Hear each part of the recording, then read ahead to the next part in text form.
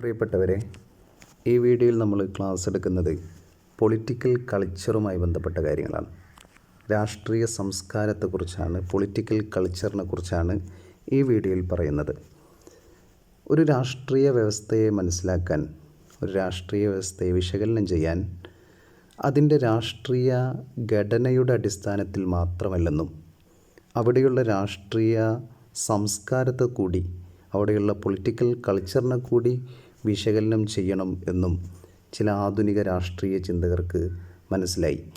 ഏതൊരു രാഷ്ട്രീയ വ്യവസ്ഥയെയും, ഏതൊരു പൊളിറ്റിക്കൽ സിസ്റ്റത്തെയും എന്ന് പറഞ്ഞാൽ ഏതൊരു രാജ്യത്തെയും അവിടെയുള്ള രാഷ്ട്രീയത്തെക്കുറിച്ച് വിശകലനം ചെയ്യാൻ ശ്രമിക്കുന്നുണ്ടെങ്കിൽ ആ രാജ്യത്തെ പൊളിറ്റിക്കൽ സ്ട്രക്ചറിനെ, അവിടെയുള്ള രാഷ്ട്രീയ ഘടനയെ എന്ന് പറഞ്ഞാൽ parliament, executive, judiciary, political party തുടങ്ങിയ രാഷ്ട്രീയ ഘടനകളെ പൊളിറ്റിക്കൽ സ്ട്രക്ചറുകളെ മാത്രം അടിസ്ഥാനപ്പെടുത്തി വിശകലനം ചെയ്താൽ മാത്രം പോരെന്നും അതേസമയത്ത് അവിടെയുള്ള സംസ്കാരത്തെ കൂടി, പൊളിറ്റിക്കൽ കൾച്ചറിനെ കൂടി വിശകലനം ചെയ്യണമെന്നും ചില ആധുനിക രാഷ്ട്രീയ ചിന്തകന്മാർക്ക്, പൊളിറ്റിക്കൽ സയൻറ്റിസ്റ്റുകൾക്ക് മനസ്സിലായി.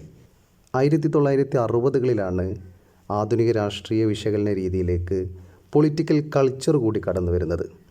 ഏതൊരു രാഷ്ട്രീയ വ്യവസ്ഥയും മനസ്സിലാക്കണമെങ്കിൽ, വിശകലനം ചെയ്യണമെങ്കിൽ അവിടെയുള്ള പൊളിറ്റിക്കൽ കൾച്ചറിനെ കൂടി വിശകലനം ചെയ്യണമെന്ന് 1960കളിലാണ് രാഷ്ട്രീയ ചിന്തകന്മാർക്ക് മനസ്സിലാവുന്നത്. ഗബ്രിയൽ ആൽമണ്ടാണ് ആദ്യമായിട്ട് ഈ ഒരു ആശയം, പൊളിറ്റിക്കൽ കൾച്ചർ കൂടി വിശകലനം ചെയ്യണമെന്ന് ആദ്യമായിട്ട് പറയുന്നത്. പിന്നീട് ടാൽക്കോട്ട് പേഴ്സണും അതേപോലെ പവലും സിഡ്നി വെർബയും തുടങ്ങിയ വലിയ അമേരിക്കൻ രാഷ്ട്രീയ ചിന്തകർ കൂടി ആ രീതി ഉപയോഗിക്കാൻ തുടങ്ങിയതോടുകൂടി ഈ പൊളിറ്റിക്കൽ കൾച്ചർ എന്ന് പറയുന്ന ആശയം അത് വിശകലന രീതിയിൽ വളരെ പ്രധാനമായിട്ട് കടന്നു വരികയുണ്ടായി, അത് ജനകീയമാവുകയുണ്ടായി. അപ്പോൾ എന്താണ് പൊളിറ്റിക്കൽ കൾച്ചർ എന്ന് നമുക്ക് ഇനി നോക്കാം. എന്താണ് മീനിങ് ഓഫ് പൊളിറ്റിക്കൽ കൾച്ചർ? ഒരു രാഷ്ട്രീയ വ്യവസ്ഥയിലെ ആളുകൾ അവിടെയുള്ള രാഷ്ട്രീയത്തെയും രാഷ്ട്രീയ വ്യവസ്ഥയെയും കുറിച്ച് വെച്ചു പുലർത്തുന്ന മനോഭാവങ്ങൾ, മൂല്യങ്ങൾ, വിശ്വാസങ്ങൾ, വികാരങ്ങൾ എന്നിവയാണ് പൊളിറ്റിക്കൽ കൾച്ചർ എന്ന് പറയുന്നത്. ഒരു രാഷ്ട്രീയ വ്യവസ്ഥയിലെ ആളുകൾ അവിടെയുള്ള രാഷ്ട്രീയത്തെയും രാഷ്ട്രീയ വ്യവസ്ഥയെയും കുറിച്ച് വെച്ചു പുലർത്തുന്ന മനോഭാവങ്ങളും, മൂല്യങ്ങളും, വിശ്വാസങ്ങളും, വികാരങ്ങളും ഇവയൊക്കെയാണ് പൊളിറ്റിക്കൽ കൾച്ചർ എന്ന് പറയുന്നത്. ഇവിടെ പ്രധാനമായിട്ട് മനസ്സിലാക്കേണ്ടത്, ഏതൊരു രാഷ്ട്രീയ വ്യവസ്ഥയിലും അവിടെയുള്ള ആളുകൾ തങ്ങളുടെ രാഷ്ട്രീയ സംസ്കാരത്തെ മറ്റൊരു തലമുറയിലേക്ക് കൈമാറ്റം ചെയ്യപ്പെടുകയും ചെയ്യാറുണ്ട്. അധികാരത്തെക്കുറിച്ച്, രാഷ്ട്രീയ പങ്കാളിത്തത്തെക്കുറിച്ച്, അവകാശങ്ങളെക്കുറിച്ച്, തങ്ങളുടെ കടമകളെക്കുറിച്ചൊക്കെ മറ്റു തലമുറകളിലേക്ക് കൂടി അവർ അത് പറഞ്ഞു കൊടുക്കുകയും അത് കൈമാറ്റം ചെയ്യപ്പെടുകയും ചെയ്യാറുണ്ട്. അപ്പോൾ സംസ്കാരം എന്ന് പറയുന്നത്, രാഷ്ട്രീയ സംസ്കാരം എന്ന് പറയുന്നത് അവിടെയുള്ള ആളുകൾക്ക്, ഒരു രാഷ്ട്രീയ വ്യവസ്ഥയിലെ ആളുകൾക്ക് അവിടെയുള്ള രാഷ്ട്രീയത്തെയും രാഷ്ട്രീയ വ്യവസ്ഥയെയും കുറിച്ച് അവർ വെച്ചു പുലർത്തുന്ന മനോഭാവങ്ങളും, മൂല്യങ്ങളും, വിശ്വാസങ്ങളും, വികാരങ്ങളും ഒക്കെ ചേർന്നതാണ് പൊളിറ്റിക്കൽ കൾച്ചർ എന്ന് പറയുന്നത്. അപ്പോൾ നിങ്ങൾ മനസ്സിലാക്കേണ്ടത്, ഈ രാഷ്ട്രീയ സംസ്കാരം, ഇതാണ് രാഷ്ട്രീയ സംസ്കാരം. ഈ രാഷ്ട്രീയ സംസ്കാരത്തെ കൃത്യമായി മനസ്സിലാക്കിയാൽ മാത്രമേ ഏതൊരു രാഷ്ട്രീയ വ്യവസ്ഥയെക്കുറിച്ചും നിങ്ങൾക്ക് കൃത്യമായി വിശകലനം ചെയ്യാൻ സാധിക്കുകയുള്ളൂ എന്നാണ് ആധുനിക രാഷ്ട്രീയ ചിന്തകന്മാർ പറയുന്നത്. അപ്പോൾ എന്താണ് പൊളിറ്റിക്കൽ കൾച്ചർ എന്ന് മനസ്സിലായി. ഇനി നമ്മൾ നോക്കുന്നത് ഒരു ഡെഫിനിഷൻ കൂടിയാണ്. ആൽമണ്ടും പവലും ചേർന്നുകൊണ്ട് എഴുതിയ പുസ്തകത്തിൽ രാഷ്ട്രീയ സംസ്കാരത്തെക്കുറിച്ച് പറയുന്നത്, രാഷ്ട്രീയ വ്യവസ്ഥയിലെ അംഗങ്ങൾക്ക് രാഷ്ട്രീയത്തോടുള്ള വ്യക്തിഗത മനോഭാവത്തിൻ്റെയും ദിശാബോധത്തിൻ്റെയും ആകെ തുകയാണ് രാഷ്ട്രീയ സംസ്കാരം എന്നാണ് പറയുന്നത്. ആൽമണ്ടും പവലും അങ്ങനെയാണ് പൊളിറ്റിക്കൽ കൾച്ചറിനെ കുറിച്ച് ഡിഫൈൻ ചെയ്തിട്ടുള്ളത്. ഇനി നമ്മൾ നോക്കുന്നത് the components of political culture, രാഷ്ട്രീയ സംസ്കാരത്തിൻ്റെ ഘടകങ്ങളെക്കുറിച്ചാണ്. അല്ലെങ്കിൽ 3 ഓറിയൻറ്റേഷൻസ് ഓഫ് പൊളിറ്റിക്കൽ കൾച്ചർ, രാഷ്ട്രീയ സംസ്കാരത്തിൻ്റെ 3 ദിശാസൂചനകൾ. അങ്ങനെ പരീക്ഷയ്ക്ക് പലപ്പോഴും ചോദ്യം വന്നതാണ്. അപ്പോൾ വളരെ പ്രധാനപ്പെട്ട 3 ദിശാസൂചകങ്ങളെക്കുറിച്ചാണ്, രാഷ്ട്രീയ സംസ്കാരത്തിൻ്റെ ഘടകങ്ങളെക്കുറിച്ചാണ് ഇനി നമ്മൾ പറയുന്നത്. ഒരു സമൂഹത്തിലെ ആളുകൾ രാഷ്ട്രീയത്തെയും രാഷ്ട്രീയ വ്യവസ്ഥയെയും കുറിച്ച് വെച്ച് പുലർത്തുന്ന പ്രധാനപ്പെട്ട 3 തരത്തിലുള്ള ദിശാസൂചകങ്ങളാണുള്ളത്. ആൽമണ്ടും വെർബയും ആണ് അങ്ങനെ ദിശാസൂചകങ്ങളുണ്ട് എന്ന് പറഞ്ഞത്. അവർ അമേരിക്കയിലും ബ്രിട്ടനിലും മെക്സിക്കോയിലും ജർമ്മനിയിലും ഇറ്റലിയിലുമൊക്കെ പോയിട്ട് നടത്തിയ വലിയ പഠനത്തിൻ്റെ ഭാഗമായിട്ടാണ് ആൽമണ്ടും വെർബയും ചേർന്നുകൊണ്ടാണ് ഇങ്ങനെ ദിശാസൂചകങ്ങളെക്കുറിച്ച് പറയുന്നത്. അപ്പോൾ ഏതൊരു വ്യക്തിക്കും ഏതൊരു ആളുകൾക്കും 3 തരത്തിലാണ് രാഷ്ട്രീയ സംസ്കാരത്തിൻ്റെ അളവുകോലുണ്ടാവുന്നത്, ദിശാസൂചകങ്ങളുണ്ടാവുന്നത് എന്നാണ് പറയുന്നത്. ഒന്നാമത്തേത് കൊഗ്നിറ്റീവ് ഓറിയൻറ്റേഷൻ. ഒന്നാമത്തേതെന്ന് പറയുന്നത് കൊഗ്നിറ്റീവ് ഓറിയൻറ്റേഷൻ, വൈജ്ഞാനിക തലമുള്ള ദിശാസൂചന എന്ന് പറഞ്ഞാൽ ഒരു രാഷ്ട്രീയ വ്യവസ്ഥക്കകത്തുള്ള ജനങ്ങൾക്ക് അവരുടെ രാഷ്ട്രീയ വ്യവസ്ഥയെക്കുറിച്ച് അറിവും ധാരണയും മാത്രമുള്ള സ്വഭാവത്തെയാണ് കൊഗ്നിറ്റീവ് ഓറിയൻറ്റേഷൻ എന്ന് പറയുന്നത്. ഇപ്പോൾ ഉദാഹരണത്തിന് കുറച്ച് ആളുകൾക്ക് ഒരു രാഷ്ട്രീയ വ്യവസ്ഥയെക്കുറിച്ച്, അവരുടെ രാജ്യത്തെക്കുറിച്ച്, അവരുടെ രാജ്യത്തിനകത്തുള്ള രാഷ്ട്രീയത്തെക്കുറിച്ച് കുറച്ചറിയാം, കുറച്ച് കാര്യങ്ങളൊക്കെ അറിയാം. പക്ഷെ അവർ അതിനോട് യാതൊരു ബന്ധവും വെച്ച് പുലർത്തുന്നില്ല. രാഷ്ട്രീയം എങ്ങനെയൊക്കെയാണ് എന്നൊക്കെ അറിയാമെങ്കിൽ, അങ്ങനെയാണ് നിങ്ങൾക്ക് അത്രയേ അറിയുള്ളൂ എങ്കിൽ നിങ്ങൾക്ക് അങ്ങനെ അറിയൽ മാത്രമാണ്. അതേസമയത്ത് നിങ്ങൾ അതിനോട് വൈകാരികമായിട്ടൊരു ബന്ധമില്ലെങ്കിൽ അങ്ങനെയുള്ള ആളുകളെക്കുറിച്ച് നമ്മൾ എന്തെന്ന് പറയും? കൊഗ്നിറ്റീവ് ലെവൽ എന്നാണ് പറയുക. അവർക്ക് രാഷ്ട്രീയ സംസ്കാരം എത്രയേ ഉള്ളൂ? കൊഗ്നിറ്റീവ് ലെവൽ മാത്രമേ ഉള്ളൂ. അവർക്ക് അത്തരം രാഷ്ട്രീയത്തെക്കുറിച്ച് അറിവ് മാത്രമേ ഉള്ളൂ. അവർക്ക് അതിനോട് വൈകാരികമായിട്ടുള്ള യാതൊരു അടുപ്പവുമില്ല. അത്തരം ആളുകളെക്കുറിച്ച് നമ്മൾ പൊതുവെ പറയൽ എന്താണ്? അവർ കൊഗ്നിറ്റീവ് ലെവൽ പൊളിറ്റിക്കൽ കൾച്ചർ വെച്ച് പുലർത്തുന്ന ആളുകളാണ് എന്ന് പറയും. രണ്ടാമത്തെ ഒരു ദിശാസൂചന എന്ന് പറയുന്നത് എഫക്റ്റീവ് ഓറിയൻറ്റേഷനാണ്. എഫക്റ്റീവ് ഓറിയൻറ്റേഷൻ എന്ന് പറഞ്ഞാൽ രാഷ്ട്രീയ വ്യവസ്ഥക്കകത്തുള്ള ജനങ്ങൾക്ക് അവരുടെ രാഷ്ട്രീയ വ്യവസ്ഥ എങ്ങനെ പ്രവർത്തിക്കുന്നുവെന്ന് അറിയുക മാത്രമല്ല, അതിൽ അവർക്ക് വൈകാരികമായിട്ടുള്ള ബന്ധമുണ്ടാവും. ഇപ്പോൾ നിങ്ങൾക്ക് നിങ്ങളുടെ രാജ്യത്തെക്കുറിച്ച്, നിങ്ങളുടെ രാജ്യത്തെ രാഷ്ട്രീയത്തെക്കുറിച്ച് അറിവ് മാത്രമല്ല ഉള്ളത്, നിങ്ങൾക്ക് അതിനോട് സ്നേഹവും അനുകമ്പയും അതെല്ലാം ഉണ്ടെങ്കിൽ ആ ലെവലിൽ നിൽക്കുന്ന നിങ്ങളെക്കുറിച്ച് എന്തെന്ന് പറയും? എഫക്റ്റീവ് ഓറിയൻറ്റേഷനുള്ള രാഷ്ട്രീയ സംസ്കാരമുള്ള ആളുകളെന്ന് നിങ്ങളെക്കുറിച്ച് പറയും. അതേസമയത്ത് മൂന്നാമത്തെ ഒരു തലം എന്ന് പറയുന്നത് ഇവാലുവേറ്റീവ് ഓറിയൻറ്റേഷനാണ്. അത് മൂന്നാമത്തെ തലമാണ്. ഇവിടെ ജനങ്ങൾക്ക് അവരുടെ രാഷ്ട്രീയ വ്യവസ്ഥ എങ്ങനെ പ്രവർത്തിക്കുന്നുവെന്ന് അറിയുക മാത്രമല്ല, അവർക്ക് വൈകാരിക ബന്ധമുണ്ടെന്ന് മാത്രമല്ല, അവർ അതിൽ നിരന്തരമായിട്ട് ഇടപെടുകയും ചെയ്യും. ഇപ്പം നിങ്ങളുടെ രാഷ്ട്രീയ വ്യവസ്ഥക്കകത്ത് നിങ്ങൾക്ക് കൃത്യമായിട്ട് ഇടപെടാൻ കഴിയുന്നു, നിങ്ങൾക്ക് വിമർശനം നടത്താൻ കഴിയുന്നു, നിങ്ങൾക്ക് രാഷ്ട്രീയപരമായിട്ട് അഭിപ്രായം പറയാൻ കഴിയുന്നു, നിങ്ങൾ രാഷ്ട്രീയപരമായിട്ട് എപ്പോഴും ആക്റ്റീവായിട്ട് നിൽക്കുന്നുണ്ടെങ്കിൽ നിങ്ങളെക്കുറിച്ച് എന്തെന്ന് പറയും? നിങ്ങൾ ഇവാലുവേറ്റീവ് ലെവലിൽ നിൽക്കുന്ന, രാഷ്ട്രീയ സംസ്കാരത്തിൽ നിൽക്കുന്ന, ഇവാലുവേറ്റീവ് പൊളിറ്റിക്കൽ കൾച്ചറുള്ള ആളാണ് എന്ന് പറയാൻ കഴിയും. അപ്പോൾ ഇങ്ങനെ 3 തരത്തിലാണ് രാഷ്ട്രീയ സംസ്കാരത്തിൻ്റെ അളവെന്ന് പറയുന്നത്. ചില വ്യക്തികൾ സ്വാഭാവികമായിട്ടും കൊഗ്നിറ്റീവ് ലെവലായിരിക്കും, ചില വ്യക്തികൾ എഫക്റ്റീവ് ലെവലായിരിക്കും, ചില വ്യക്തികൾ ഇവാലുവേറ്റീവ് ലെവലായിരിക്കും. അപ്പോൾ പൊളിറ്റിക്കൽ കൾച്ചർ എന്ന് പറയുന്നത് എന്താണ്? ഒരു സമൂഹത്തിനകത്ത്, ഒരു രാഷ്ട്രീയ വ്യവസ്ഥക്കകത്ത് അവരുടെ രാഷ്ട്രീയത്തെക്കുറിച്ചുള്ള കൃത്യമായ ബോധവും അവരുടെ അറിവും അവരുടെ വൈകാരിക ബന്ധങ്ങളൊക്കെ ചേർന്നതാണ് പൊളിറ്റിക്കൽ കൾച്ചർ എന്ന് പറയുന്നത്.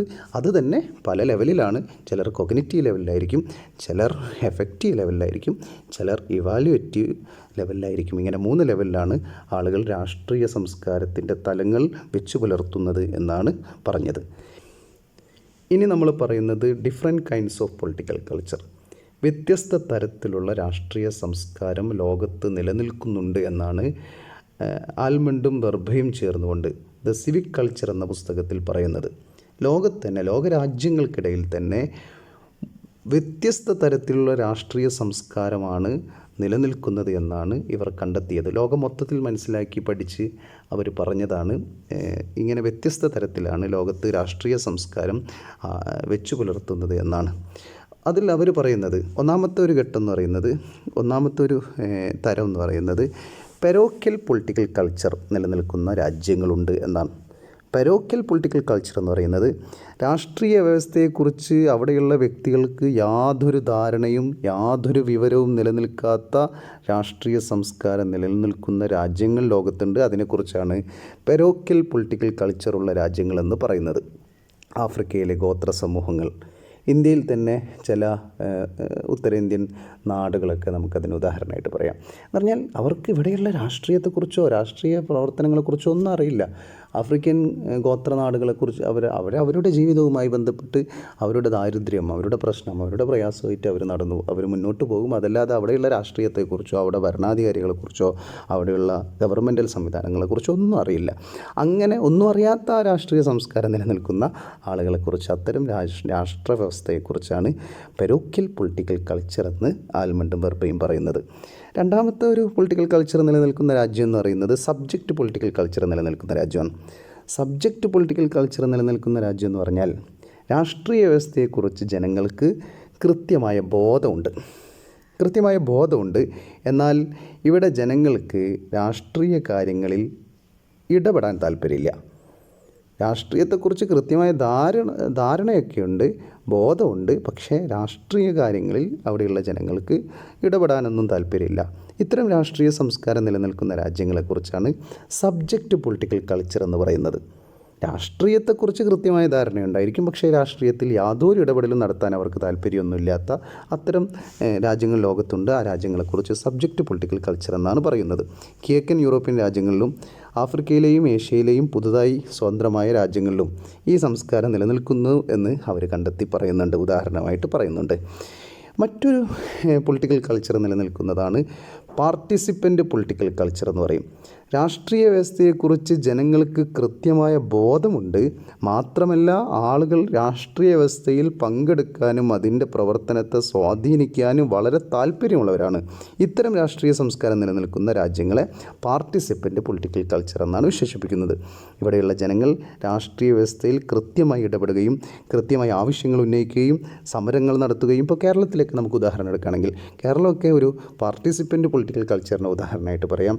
അതേപോലെ അമേരിക്കയെ പോലെ ബ്രിട്ടനെ പോലെയൊക്കെയുള്ള രാജ്യങ്ങളൊക്കെ പാർട്ടിസിപ്പൻ്റ് പൊളിറ്റിക്കൽ കൾച്ചറായിട്ട് പറയാറുണ്ട്. നിരന്തരം രാഷ്ട്രീയത്തിൽ സജീവമായിട്ട് ആക്റ്റീവായിട്ട് പ്രവർത്തിക്കുന്ന സംസ്കാരം നിലനിൽക്കുന്ന, പൊതുവെ അവിടെയുള്ള ആളുകളൊക്കെ നിരന്തരം രാഷ്ട്രീയത്തിൽ ബോധമുള്ളവരാകുന്ന രാഷ്ട്രീയ സംസ്കാരം നിലനിൽക്കുന്ന രാജ്യങ്ങളെ പൊതുവെ പാർട്ടിസിപ്പൻ്റ് പൊളിറ്റിക്കൽ കൾച്ചർ എന്നാണ് വിശേഷിപ്പിക്കുന്നത്. ലോകത്ത് ഈ 3 തരത്തിലുള്ള രാഷ്ട്രീയ സംസ്കാരമാണുള്ളത് എന്നാണ് ആൽമണ്ടും വെർബയും ചേർന്നുകൊണ്ട് പറയുന്നത്. ഈ മൂന്നാമത്തെ ഏറ്റവും ഉയർന്ന രാഷ്ട്രീയ സംസ്കാരം നിലനിൽക്കുന്ന രാഷ്ട്രീയ വ്യവസ്ഥയെ അവർ പ്രത്യേകമായിട്ട് പറഞ്ഞത് സിവിക് കൾച്ചർ എന്നാണ്. പൗരസമൂഹം അല്ലെങ്കിൽ നാഗരിക സമൂഹം, നാഗരിക സംസ്കാരം എന്നാണ് അവർ വിശേഷിപ്പിച്ചത്. ആൽമണ്ടും വെർബയും വിശേഷിപ്പിച്ചത് ഏറ്റവും ഉയർന്ന രാഷ്ട്രീയ സംസ്കാരം നിലനിൽക്കുന്ന രാജ്യങ്ങളെ, രാഷ്ട്രീയ സമൂഹങ്ങളെ അവർ വിളിച്ചത് സിവിക് കൾച്ചർ എന്നാണ്. ഏറ്റവും ഉയർന്ന രാഷ്ട്രീയ സംസ്കാരം നിലനിൽക്കുന്ന പൗരസമൂഹത്തെ, സമൂഹങ്ങളെ സിവിക് കൾച്ചർ എന്നാണ് അവർ വിശേഷിപ്പിച്ചത്.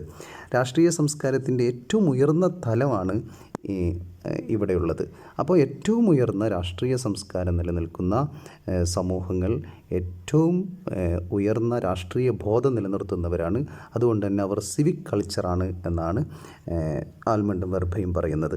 യുണൈറ്റഡ് സ്റ്റേറ്റിലും യുണൈറ്റഡ് കിങ്ഡത്തിലും ജർമ്മനിയിലും ഇറ്റലിയിലും മെക്സിക്കോയിലും ഈവൻ കേരളത്തിലും ഒക്കെ ഉന്നതമായ രാഷ്ട്രീയ സംസ്കാരം വെച്ച് പുലർത്തുന്നവരാണ്. അതുകൊണ്ട് തന്നെ അവർ സിവിക് കൾച്ചർ നിലനിർത്തുന്നവരാണ്. അവർ ഏറ്റവും ആധുനികമായ സമൂഹമാണ് എന്നാണ് ഗബ്രിയേൽ ആൽമണ്ടും വെർബയും ചേർന്നുകൊണ്ട് പറയുന്നത്. ഇനി factors which mould political culture, രാഷ്ട്രീയ സംസ്കാരത്തെ രൂപപ്പെടുത്തുന്ന പ്രധാനപ്പെട്ട ഘടകങ്ങൾ ആണ് പറയുന്നത്. ഏതൊരു രാഷ്ട്രീയ സമൂഹത്തിൻ്റെയും രാഷ്ട്രീയ സംസ്കാരം രൂപപ്പെടുത്തുന്നത് അവിടെയുള്ള പല ഘടകങ്ങൾ ചേർന്നുകൊണ്ടാണ്. ഒന്ന് അവിടെയുള്ള ചരിത്രാനുഭവങ്ങളാണ്, മറ്റൊന്ന് അവിടെയുള്ള സാമൂഹ്യ ഘടനയാണ്, മറ്റൊന്ന് അവിടെയുള്ള സാമ്പത്തിക വ്യവസ്ഥകളാണ്, മറ്റൊന്ന് സാംസ്കാരിക മൂല്യങ്ങളാണ്, മറ്റൊന്ന് അവിടെയുള്ള വിദ്യാഭ്യാസ പ്രവർത്തനങ്ങളാണ്, മറ്റൊന്ന് രാഷ്ട്രീയ സ്ഥാപനങ്ങൾ തന്നെയാണ്, മറ്റൊന്ന് ആഗോള സ്വാധീനമാണ്. അപ്പോൾ ഓരോന്നും പറയുകയാണെങ്കിൽ, ഇപ്പോൾ ചരിത്രാനുഭവങ്ങൾ, ഒരു പ്രദേശത്തിൻ്റെ ചരിത്രാനുഭവങ്ങൾ അവിടെയുള്ള വിപ്ലവങ്ങൾ, യുദ്ധങ്ങൾ, പരിഷ്കാരങ്ങൾ തുടങ്ങിയ ചരിത്ര വേരുകൾ സ്വാഭാവികമായിട്ടും അവിടെയുള്ള രാഷ്ട്രീയ നിലപാടുകളെ ശക്തിപ്പെടുത്തും, രാഷ്ട്രീയ സംസ്കാരത്തെ ശക്തിപ്പെടുത്തും. മറ്റൊന്ന് സാമൂഹ്യ ഘടനയാണ്. അവിടെയുള്ള ജാതി, വംശം, വർഗം തുടങ്ങിയ സാമൂഹ്യ ഘടകങ്ങൾ ചേർന്നുകൊണ്ട് അതിൻ്റെ സ്വാധീനവും കൂടി രാഷ്ട്രീയ സംസ്കാരങ്ങൾ വളർത്തിയെടുക്കുന്നതിൽ നമുക്ക് കാണാൻ സാധിക്കും. മറ്റൊന്ന് സാമ്പത്തിക വ്യവസ്ഥയാണ്. ഒരു രാജ്യത്തിൻ്റെ, ഒരു രാഷ്ട്രീയ വ്യവസ്ഥയുടെ സാമ്പത്തിക പുരോഗതി അവിടെയുള്ള രാഷ്ട്രീയ പുരോഗതിയെ കൂടി വിലയിരുത്തും അല്ലെങ്കിൽ നിർമ്മിക്കും എന്ന് ആണ് മറ്റൊരു ഘടകമായിട്ട് പറയുന്നത്. മറ്റൊന്ന് അവിടെയുള്ള വിദ്യാഭ്യാസമാണ്. വിദ്യാഭ്യാസ മുന്നേറ്റങ്ങൾ സ്വാഭാവികമായിട്ട് അവിടെയുള്ള ജനങ്ങൾക്ക് രാഷ്ട്രീയ സംസ്കാരം വളർത്തിയെടുക്കും. മറ്റൊന്ന് രാഷ്ട്രീയ സ്ഥാപനങ്ങൾ, ഇപ്പോൾ അവിടെയുള്ള ഗവൺമെൻറ്റൽ സ്ഥാപനങ്ങൾ, പാർട്ടികൾ, മറ്റു ഗ്രൂപ്പുകളൊക്കെ സ്വാഭാവികമായിട്ടും അവിടെയുള്ള ജനങ്ങൾക്കിടയിലെ രാഷ്ട്രീയ സംസ്കാരത്തെ കൂടുതൽ വർദ്ധിപ്പിക്കുന്നതിൽ സ്വാഭാവികമായ ഘടകങ്ങളാണ്. മറ്റൊന്ന് ആഗോള സ്വാധീനമാണ്. അന്തർദേശീയ ആശയങ്ങളോടും അന്തർദേശീയ ചിന്തകളോടുമുള്ള ജനങ്ങളുടെ താല്പര്യം സ്വാഭാവികമായിട്ടും അവിടെയുള്ള രാഷ്ട്രീയ മനോഭാവത്തെ വർദ്ധിപ്പിക്കുന്നതാണ്. അപ്പോൾ ഏതൊരു രാഷ്ട്രീയ വ്യവസ്ഥക്കകത്തെയും അവിടെയുള്ള രാഷ്ട്രീയ സംസ്കാരം വളർത്തുന്നതിൽ ഇങ്ങനെ നിരവധിയായ ഘടകങ്ങളുണ്ട് എന്നാണ് അവസാനമായിട്ട് പറഞ്ഞത്. ഇത്രയാണ് പൊളിറ്റിക്കൽ കൾച്ചറിൽ നമുക്ക് പഠിക്കാനുള്ളത്. ഓക്കെ.